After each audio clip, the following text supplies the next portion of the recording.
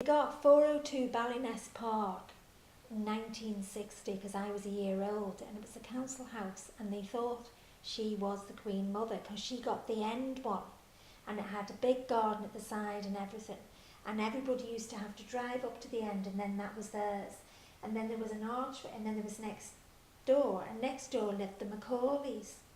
And the Macaulays were rough, but they had 4 bedrooms, Jan and May had 3, so one of them went over this arch entry, you know, like you see in these council houses. Anyway, there was Nancy, who was married to John Macaulay. Nancy was about 20 stone, and John, and she had her lads live with her, Billy, young Johnny, Emily and May, right. Emily, who would now be about 60 odd, had an illegitimate child, was kept very quiet, nobody knew, and everybody thought it was Nancy's younger child, and she had him in the change of life, which is why he was a bit funny. And Jimmy, as they called him, but you'd call him Jamie, was born, and I remember him. He obviously had a heart defect, and you never see people like him, you know, the hump on the back. And he died when he was about 23. And on this photograph, Emily actually got married, but she was late in life getting married, as they say, because everyone knew she had this illegitimate child. And she married Jimmy Neal.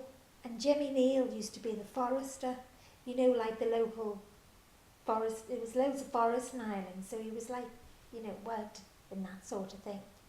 And this is Beth, and I used to go up and babysit, right, with Wilma, who was my cousin. But Jimmy was a bit weird, and as I'm a much older person now, I reckon Jimmy was a wee bit of a paedophile, but we didn't know at the time. But anyway, poor wee Beth there, and she had twins, younger twins, and they went to live miles away up in the woods somewhere.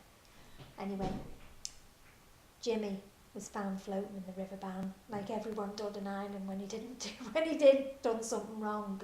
When wee Beth there was about 16, her dad threw himself in the river basically, and left Emily back in the family nest.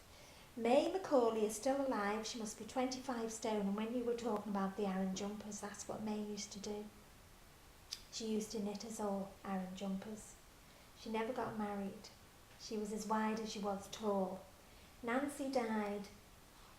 John, her husband, who was dying from the day that me nan and granddad moved in there, and they said we'll be dead before him, was the case, because the man lived to nearly 100, even though he had heart disease, you know, a bit like Eileen and Freddie, all his life, because he just was too lazy. And the other 2 brothers lived there as well, John and Billy.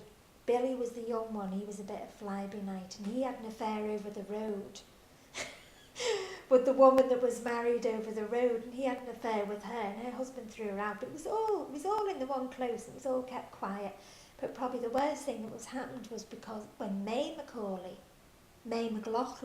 my grandmother's young eldest son, Francis, who was called Kenny, had an affair, and he wasn't married, so it wasn't an affair, and she wasn't married, but she wasn't divorced, with the woman down the road called Lavinia Liggett. And he was 21, and his father threw him out and didn't speak to him for 7 years, till the day their granddaughter lost her arm, when he had to come and tell her the story, come and tell his father, and that's when they started speaking again. So it was Brookside, EastEnders, Coronation Street, all in the one little close. And I grew up in that, and it was great.